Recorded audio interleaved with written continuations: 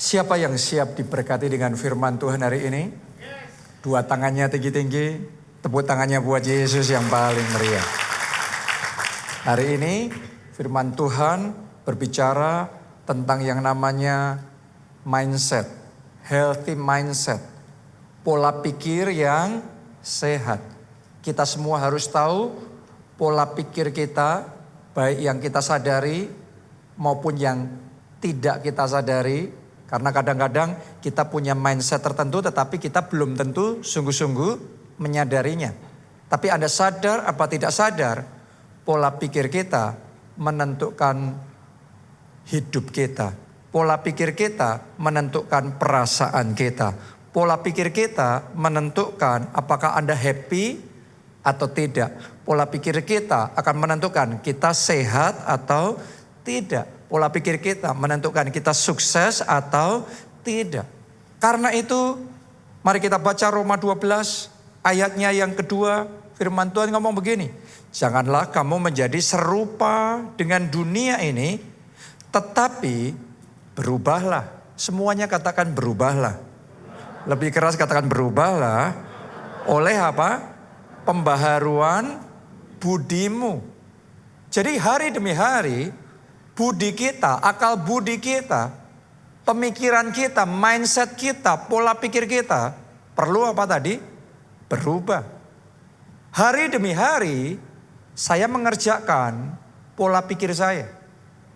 Karena saya tahu pola pikir saya sejauh apa menentukan sejauh itu juga kehidupan saya. Jadi hari demi hari saya mengerjakan pola pikir saya. Apa maksudnya mengerjakan pola pikir? Firman Tuhan ngomong berubahlah. Kalau kita nggak ngelakuin apa-apa, pola pikir kita juga tidak akan berubah. Jadi kita perlu mengerjakan sesuatu supaya pola pikir kita berubah.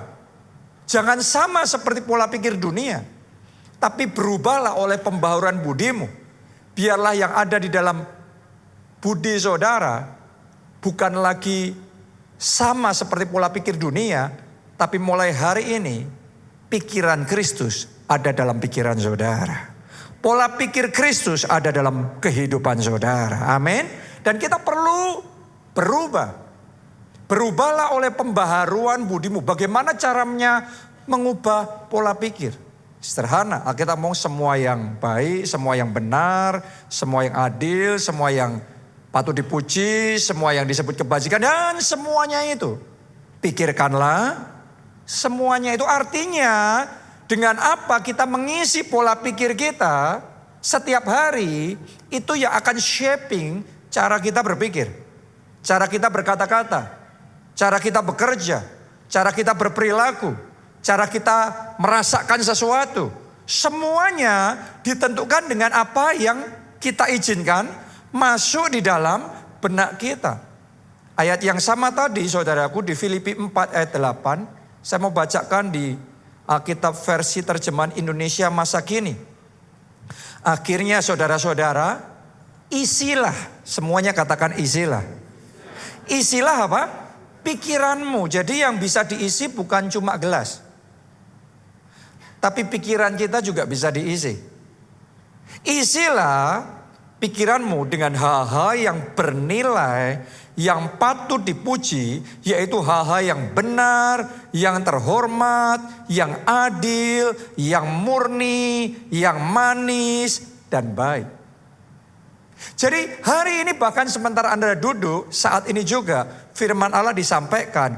Buka hati lebar-lebar, buka pikiran saudara, biarlah firman Allah yang mengisi hidup saudara. Amin. Karena dengan cara itu pikiran kita apa? Berubah. Dan ketika pikiran kita dirubah oleh firman Allah, pikiran kita di-upgrade. Dan sementara hari demi hari pikiran kita di-upgrade, hidup kita juga di-upgrade.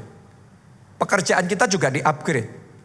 Sukacita kita juga di-upgrade. Kesehatan kita juga di-upgrade. Prestasi kita juga di-upgrade. Keberhasilan kita juga di-upgrade. Makanya berubahlah oleh pembaharuan budimu. Sehingga kita bisa punya pola pikir kerajaan Allah. Pola pikir Kristus. Alkitab menyebut tentang the mind of Christ. Pikiran Kristus. Oh, saya berdoa pikiran kita semuanya diurapi dan diubahkan oleh firman Allah. Amin. Nah, 3 pola pikir yang baru yang perlu kita install, tanamkan di dalam benak kita supaya hidup kita juga semakin di-upgrade, semakin mengalami kemajuan. Ada 3 ya yang saya mau bagikan hari ini. Nomor 1, miliki mindset pasti bisa. Oke. Nah, ini sebuah mindset. Saya ngomong ini mindset. Kenapa? Karena sama-sama menghadapi ini, itu, dan macam-macam hal setiap hari dalam kehidupan kita. Berbagai situasi dan kondisi. Sebagian orang mindsetnya cenderungnya ngomongnya mana bisa. Gak mungkin lah. Gak bisa. Tapi ada sebagian orang lagi, coba Anda perhatikan, ada teman-teman saudara ngadepin situasi yang sama, dia nggak punya lebih dari saudara, keterbatasannya sama, tapi nggak tahu caranya gimana. Tapi aku percaya pasti bisa. Saya mau tanya sama saudara, yang mana yang benar? Yang berpikir tidak bisa atau yang berpikir bisa? Dua-duanya benar. Kalau Anda ngomong mana bisa, nggak mungkin, nggak bisa. Benerlah nggak bisa untuk saudara. Tapi bagi Anda yang berpikir pasti bisa. Nggak tahu caranya gimana, pasti bisa. Maka benar juga buat Anda. Anda harus tahu bahwa hidup kita potensinya keluar seberapa jauh tergantung mindsetnya kita. Kalau mindsetnya kita sudah ngomong nggak bisa, semua potensi kita langsung terkubur. Dan memang pasti tidak bisa. Jadi betul. Tapi ketika saudara nggak bisa pun, Anda punya mindset pasti bisa. Entah gimana pikiran kita akan membuat potensi kita ini diaktifkan. Sehingga yang tadinya tidak bisa sampai di satu titik jadi bisa. Anda coba perhatikan, pelajari di Alkitab. Ada perbedaan sebelum dan sesudah Daud mengalahkan Goliat sang raksasa besar itu. Sebelum Daud mengalahkan Goliat, semua tentara Israel berpikir mana bisa mengalahkan raksasa yang besar. Semuanya ketakutan dan gak ada yang bisa mengalahkan raksasa. Kenapa? Karena kita kecil, raksasanya besar. Mana bisa? Sampai muncul satu orang, ini pengecualian, Daud. Dia punya pola pikir, pasti bisa. Padahal Daud bukan prajurit yang terlatih. Daud senjatanya apa? Ketapel, dia bawa batu, sungai. Tapi dengan hikmat yang dari Tuhan, apa yang tidak bisa dilakukan tentara lain, dia bisa lakukan. Singkat cerita, kita semua mungkin sudah familiar dengan kisah yang luar biasa itu. Daud mengalahkan Goliat. Begitu satu orang bisa, tiba-tiba setelah itu muncul banyak tentara Israel yang lain yang tadinya tidak pernah bisa mengalahkan Goliat. Tapi begitu satu orang membukakan mindset, oh bisa. Akhirnya banyak yang bisa mengalahkan raksasa. Saya bacakan ayatnya buat saudara. 1 Tawarik 20 ayat yang ke-4 sampai ayat yang ke-8. Sesudah itu timbullah pertempuran melawan orang Filistin di Gezer. Pada waktu itu Sibkai orang Husa memukul kalah siapa? Sipai, seorang dari keturunan raksasa. Ternyata bisa. Lanjut lagi, bukan cuma satu yang ngikutin Daud loh. Maka terjadilah lagi pertempuran melawan orang Filistin. Lalu Elhanan bin Yair menewaskan Lahmi, saudara Goliat, orang Gad itu yang gagang tombaknya seperti pesa tukang tenun. Bisa.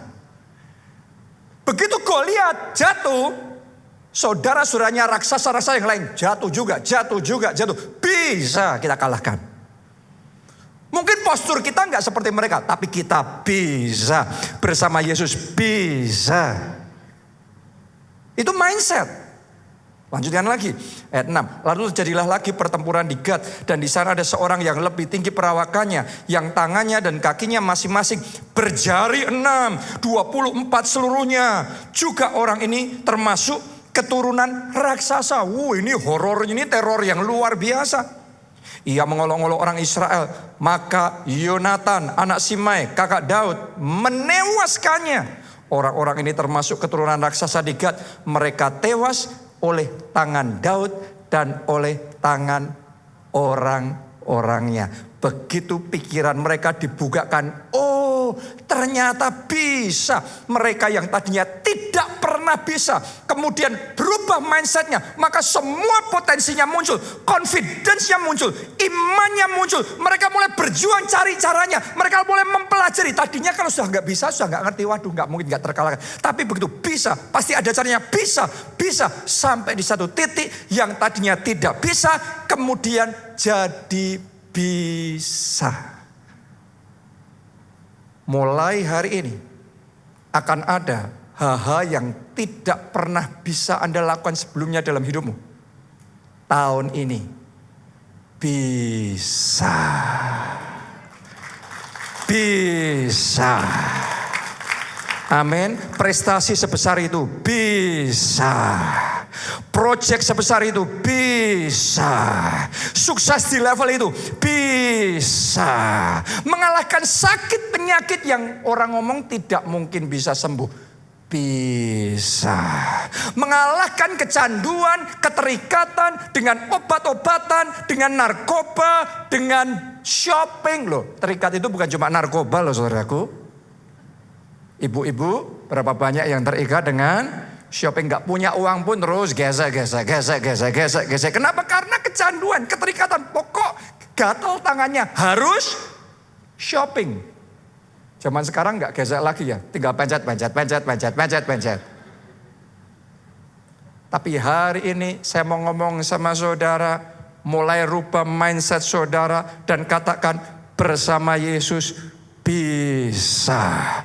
Pornografi yang bertahun-tahun selalu mengalahkan saudara, tapi tahun ini Anda bisa mengalahkannya. Anda yang jadi pemenang, bahkan saudara jadi lebih dari pemenang. Katakan amin. Kita kasih tepuk tangannya yang paling meriah buat Tuhan kita. Amin. Filipi 4 ayat 13, segala perkara dapat kutanggung di dalam Dia yang memberi kekuatan kepadaku. Terima kekuatan yang dari Tuhan, terima urapan yang dari Tuhan, terima kuasa yang dari Tuhan, urapan yang membuat Anda bisa. Secara sekuler pun juga sama. Zaman itu orang berpikir dan percaya bahwa tidak mungkin manusia bisa berlari jarak 100 meter di bawah 10 detik. Dan karena mereka mindsetnya tidak mungkin, tidak bisa, maka tidak ada yang pernah bisa. Sampai ada seorang yang berani percaya. Bisa. Ketika dia ngomong bisa, dia belum bisa, tapi dia percaya dulu. Bisa. Maka dia mulai melatih dirinya. Maka potensinya mulai keluar. Entah gimana itu muncul. Mulai semua. Sampai singkat cerita. Satu orang bisa. Begitu satu orang bisa. Semua teori yang ngomong jarak 100 meter gak bisa di bawah 10 detik. Terpatahkan. Semua orang yang ngomong gak bisa. Sekarang tiba-tiba terbuka pikirannya. Dan berkata. Oh. Ternyata bisa. Ternyata kapasitas tubuh manusia bisa melakukan itu. Sejak saat itu sangat banyak pelari yang memecahkan rekor yang sama. Kenapa? Balik lagi mindsetnya. Persoalan yang begitu sukar yang selama ini Anda hadapi. Kecanduan yang begitu sukar yang mengikat saudara selama ini. Yang merobohkan saudara. Kesulitan yang selama ini yang tidak bisa Anda atasi. Caranya menang bukan terus ngomong, waduh aku jatuh bangun terus. Kayaknya seumur hidup hutang ini gak bakal lunas. Kayaknya pernikahanku gak pernah bisa dipulihkan. Saya mau ngomong sama saudara, semua terobosan besar dimulai dengan mindset terlebih dahulu. Kita harus berani ngomong, bisa. Tahukah saudara, sebelum dan sesudah Pastor David Yonggi membangun gereja terbesar di dunia zaman itu, di Korea, bedanya banyak sekali. Dulunya gereja-gereja di Korea kecil-kecil. Begitu ada satu orang yang bangunnya besar sekali, terbesar di dunia pada zaman itu. Tiba-tiba semua gereja terbesar di dunia ada di Korea semua. Pada sebelumnya gereja-gereja di Korea kecil semuanya. Tapi begitu ada satu yang bisa kaliber sedunia, tiba-tiba semua yang lain, gereja yang lain di Korea jadi raksasa-raksasa semua. Bedanya apa? Bukan Alkitabnya. Mindsetnya kita seberapa jauh kita percaya bagi Allah tidak ada yang mustahil. Kalau Anda percayanya cuma sejauh ini Tuhan kasih. Saya berdoa Anda berani punya mindset percaya 1000 kali lipat. Dari yang engkau dipercaya Tuhan saat ini. Lihat dalam nama Yesus. Bisa berlipat kali ganda 1000 kali lipat. Bisa. Gereja kita ini bisa 1000 kali lipat. Soho Capital di sini tadinya kita pikir besar. Akan tiba waktunya yang kayak gini 1000 kali. Sampai ke bangsa-bangsa. Tepuk tangannya buat Tuhan kita yang sanggup melakukan segala perkara. Amin. Bisa. Saya masih ingat sekali ketika pertama kali Project Peak itu disodorkan ke kita dan kemudian kita meeting, kita menghitung keuangan kita. Kesimpulannya setelah melihat semua data, tidak bisa. Tapi kemudian kita mulai berdoa, kemudian kita mulai minta hikmat sama Tuhan. Kemudian kita mulai membreakdown semuanya. Dan kemudian sampai di satu titik di hati ini ngalami terobosan. Saya ngomong bisa. Bersama Yesus bisa. Tadinya sudah diambil kesimpulan memang gak bisa. Tapi pokok kita ngomong bisa dulu. Entah gimana ketemu jalannya. Entah gimana ada anugerahnya yang menyertai. Sehingga yang tidak bisa jadi bisa.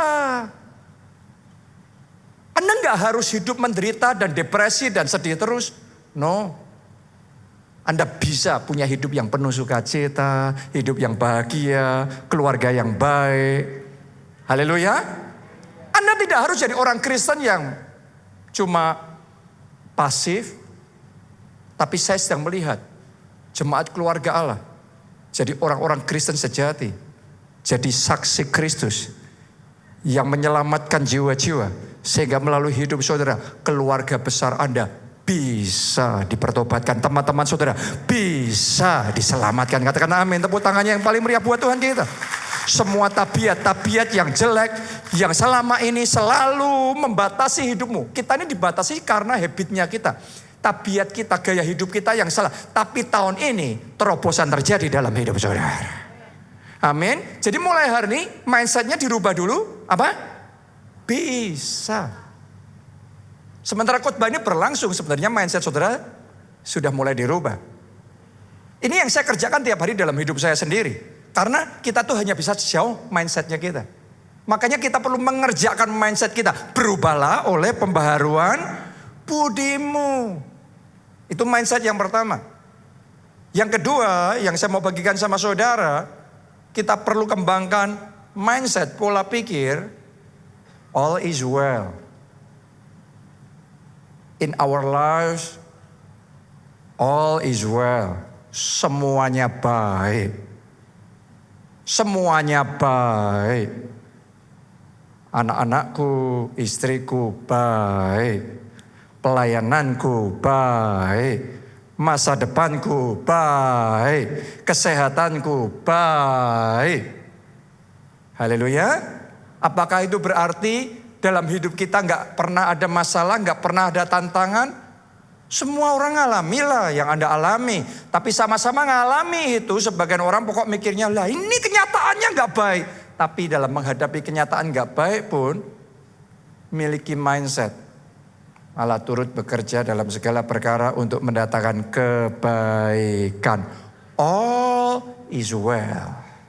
Jangan punya mindset sebaliknya, all is bad. Semuanya jelek, semuanya susah, semuanya menderita, gloomy. No. All is well. Dalam hidupmu all is well. Untuk masa depanmu all is well. Jiwamu baik. Amin. Rohmu baik. Imanmu baik. Sukacitamu baik.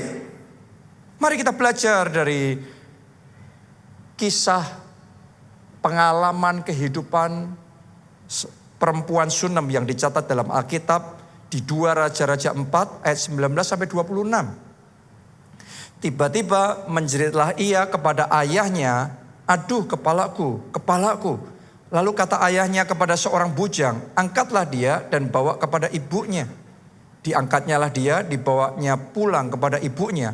Duduklah dia di pangkuan ibunya sampai tengah hari. Tetapi sesudah itu apa? Matilah dia. Jadi anak ini sakit mendadak, terus kemudian apa? Mati. Saya yakin ibunya waktu duduk di pangkuannya itu, dia sudah berdoa, "Tuhan tolong sembuhkan anak ini." Tapi sembuh enggak? Enggak. Kenyataannya mati. Matilah dia. Mari lanjutkan pembacaan itu. Lalu naiklah perempuan itu, dibaringkannyalah dia di atas tempat tidur abdi Allah itu. Ditutupnyalah pintu dan pergi, sehingga anak itu saja di dalam kamar. Sesudah itu ia memanggil suaminya, serta berkata, "Suruh kepadaku salah seorang bujang dengan membawa seekor keledai betina. Aku mau pergi dengan segera kepada abdi Allah itu dan akan terus pulang." Berkatalah suaminya, "Mengapakah pada hari ini engkau hendak pergi kepadanya?" Jadi mau cari abdi Allah itu. Oke, mau cari Elia. Padahal sekarang bukan bulan baru dan bukan hari Sabat. Jawab perempuan itu, perhatikan saudaraku. Jawab perempuan itu apa? Apa? Bisa ngomong sama kiri kananmu? Haleluya. Bisa ngomong sama hidupmu sendiri? Dengan semua yang sedang kau hadapi saat ini? Amin. Untuk masa depanmu? Jangan khawatir. Padahal anaknya baru mati. Perkataannya, jangan khawatir. Jangan khawatir. Sekali lagi ya, saya mau ngomong, Anda yang sedang menghadapi apapun dalam hidup saudara, jangan khawatir. Jangan khawatir. Lah kenyataannya, makanya saudaraku, kita orang Kristen itu jangan hanya mengandalkan logika kita. Belajar percaya, belajarlah menyadari Allah yang engkau sembah, Allah yang melampaui logika, Allah yang melampaui realita. Dia Allah yang sanggup melakukan segala perkara. Jangan khawatir. Haleluya. Tepuk tangannya kalau buat Tuhan, tepuk tangannya yang paling meriah sekaligus. Dipelanangilah keledai itu dan berkatalah ia kepada bujangnya, "Tuntunlah dan majulah, jangan tahan-tahan aku dalam perjalananku. Kecuali apabila aku katakan kepadamu." Demikianlah perempuan itu berangkat dan pergi kepada abdi Allah di Gunung Karmel. Segera sesudah abdi Allah melihat dia dari jauh, berkatalah ia kepada Gehazi. Ini Nabi Elisa ya, ngomong sama Gehazi bujangnya. "Lihat, perempuan Sunem itu datang." Karena perempuan Sunem ini bisa punya anak karena didoain sama Nabi Elisa. Nah sekarang dikasih anak kok terus kemudian anaknya mati. Larilah menyongsongnya dan katakanlah kepadanya, "Selamatkah engkau? Selamatkah suamimu? Selamatkah anak itu?" Berarti Nabi Elisa mungkin kayak rada ada penasaran nih kenapa perempuan Sunem ini tiba-tiba datang. Ditanya, "Selamat gak? Kamu selamat gak? Suamimu selamat gak? Anakmu selamat gak?" Mari kita lihat. Jawab perempuan itu. Jawab saudara. Untuk hidupmu. Untuk keluargamu. Selamat. All is well. All is well. Coba Anda lihat ini, perempuan Sunam ini. Realitanya anaknya mati. Tapi perkataan yang keluar dari mulut perempuan Sunam ini, selamat. Kalau Anda ketemu sama orang Kristen yang cuma pakai logika, maka dia akan ngomong, ini perempuan Sunam ini ngawur ini. Ekstrim ini. Kadang-kadang kenyataan kita sakit. Tapi kita ngomong sehat. Gak masuk akal ini. Orang mungkin ngomong begitu. Berapa banyak bahkan bukan hanya orang Kristen, tapi termasuk pendeta gak bisa paham bahwa kuasa Tuhan itu nyata, bahwa dia masih bekerja dulu, sekarang, sampai selama-lamanya. Amin. Kalau saudara dengerin orang-orang yang gak percaya dengan kuasa Tuhan, mereka hanya akan tergantung dengan situasi kondisi jasmani. Mulutnya hanya berkata-kata sesuai dengan apa yang mata mereka lihat dan telinga mereka dengar. Dalam hidup saya berulang kali saya mengalami situasi terdesak, semua parameternya turun, realitanya turun. Tapi ngomongnya mulut yang keluar dari mulut saya, all is well. Semuanya baik. Kenapa? Karena itu sebuah fight, sebuah peperangan. Saya tidak ngomong sesuatu hanya sekedar mengutarakan fakta realita jasmaninya. Tapi saya sedang mengerjakan sesuatu untuk mengubah apa yang saya lihat dengan mata jasmani saya dirubah menjadi apa yang saya lihat dengan mata roh saya. Kenyataannya mundur, tapi ngomongnya maju. Bukan nipu, tapi itu sebuah deklarasi profetik. Perempuan Sunam ini enggak nipu. Ketika dia ngomong selamat, padahal realitanya anaknya mati, dia sedang mengucapkan deklarasi profetik. Itu mentalitas, itu mindset yang dia punya dalam hidupnya. All is well. Ketika semuanya kacau, semuanya berantakan dalam hidup kita, kita ngomongnya all is well. Ketika Anda berani percaya sama Tuhan seperti itu, Anda akan melihat kuasanya bekerja. Anda akan melihat bagaimana Tuhan mengubah yang tadinya jelek menjadi indah. Yang tadinya mundur menjadi maju. Yang tadinya sakit menjadi sembuh. Yang tadinya ambles. Anda yang sedang ambles, Tuhan akan ubah engkau jadi naik kembali. Anda akan diberkati dan diberikan kekuatan oleh Tuhan untuk berjalan, tidak menjadi lemah, berlari, tidak menjadi lesu, bahkan terbang tinggi bagaikan Raja Wali, melakukan perkara-perkara besar bersama dengan Yesus. Katakan amin. Tepuk tangannya pula yang paling meriah buat Tuhan kita. Haleluya. Amin. Mungkin saudara ngomong, Pak, kalau kita sudah punya mindset dan iman all is well, tapi kenyataannya benar-benar enggak well. Kalau yang perempuan Sunam tadi, akhir dari cerita itu gimana? Anaknya yang mati, sembuh, hidup kembali. Benar? Tapi ada enggak momen-momen dalam hidup kita, kita sudah punya mindset yang benar, kita ngomongnya selamat pun, tapi tetap anaknya tergeletak. Diizinkan gak kadang kita ngalami seperti itu? Yes. Terus kalau kita ngalami seperti itu gimana? Apakah berarti kita harus mengubah iman kita? Sehingga kalau kita ngomongnya, sehingga kalau kita sedang dalam kondisi terdesak, kita harus selalu menegaskan bahwa hidupku susah, semuanya jelek, semuanya buruk, sehat, sakit semuanya. Situasi kondisi saudara tidak seharusnya mengubah iman saudara. Kalau diizinkan akhirnya engkau bangkrut pun, akhirnya engkau mengalami kegagalan dan kekalahan pun, Saya mau ngomong sama saudara, dari mulut ini hanya akan tetap keluar kata-kata praise the Lord. Terima kasih Tuhan, aku masih percaya Allah turut bekerja dalam segala perkara untuk mendatangkan kebaikan. Aku punya Allah yang baik, yang mengasihi aku. Dan walaupun aku belum mengerti, walaupun aku belum menyadarinya, tapi ada kebaikan Tuhan dalam semuanya ini. Amin. Waktu Pak Obaja ngikut Tuhan, tadinya dia seorang pengusaha yang berhasil. Dia jadi orang pertama di keluarganya yang percaya sama Yesus dan ikut Tuhan. Tapi ketika dia sudah percaya Yesus, ikut Tuhan, Tuhan ternyata panggil dia untuk menjadi pendeta, menjadi gembala. Dia melayani Tuhan dengan sungguh-sungguh.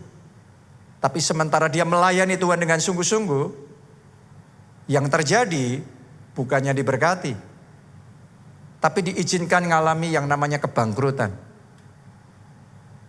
Pabriknya, perusahaannya, bisnisnya kandas semuanya. Saya mau tanya, dalam proses itu menurut saudara Pak Obaja sudah berseru belum sama Tuhan? Sudah berdoa belum? Sudah berusaha belum? Sudah deklarasi profetik belum? Sudah mengucapkan perkataan iman belum? Dia mungkin sudah ngomong all is well. Tapi kenyataannya habis. Saat diizinkan ngalami seperti itu, Pak Obaja tetap punya hati yang lapang. Gak gampang ya. Tapi dia tetap percaya semuanya baik. Semuanya baik. Kalau diizinkan habis pun semuanya baik.